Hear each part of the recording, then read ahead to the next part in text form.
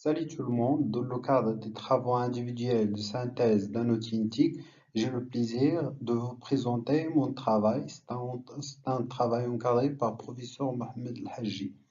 L'outil que j'ai choisi, c'est Socrative. J'ai procédé à la synthèse par la réponse aux questions 3Q et aussi P en plus des avantages et limites. Oui, j'ai élaboré une carte conceptuelle grâce au logiciel Xmind. C'est quoi Socrative? C'est un outil en ligne, web et application permettant de créer des quiz afin d'interroger des apprenants connectés via des smartphones, tablettes ou ordinateurs et d'obtenir leurs réponses en temps réel. Qui? Par qui? Pour qui? Par qui? Il est développé par Maestri Connect. C'est une entreprise américaine spécialisée dans le développement des outils et solutions éducatives. Pour qui? Pour les enseignants et les apprenants. Pour les enseignants, ils leur permettent de créer des quiz interactifs en ligne et d'obtenir des réponses en temps réel. Pour les apprenants, ils leur permettent de répondre aux quiz déjà élaborés par l'enseignant en temps réel.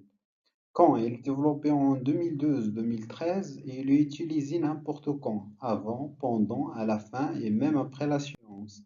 Ou il est développé aux États-Unis et il est utilisé en classe et hors classe. Comment?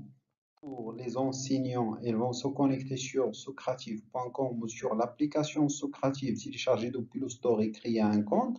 La création d'un compte et d'inscription est obligatoire pour un enseignant. Il va choisir Teacher Login, il va entrer le mail et le mot de passe du compte déjà créé.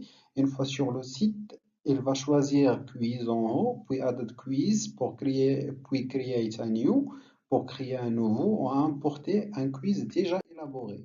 Pour les apprenants, ils vont se connecter aussi sur le site ou sur l'application. Pas d'inscription pour l'apprenant.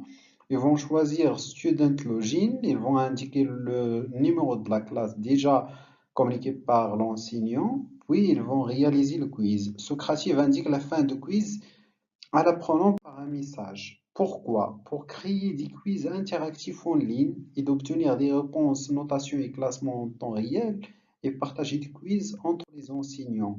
Les avantages, c'est qu'il permet une interaction immédiate, facilité d'utilisation, création de quiz, partage de quiz entre enseignants, export des résultats, pas d'inscription pour les étudiants, multiforme.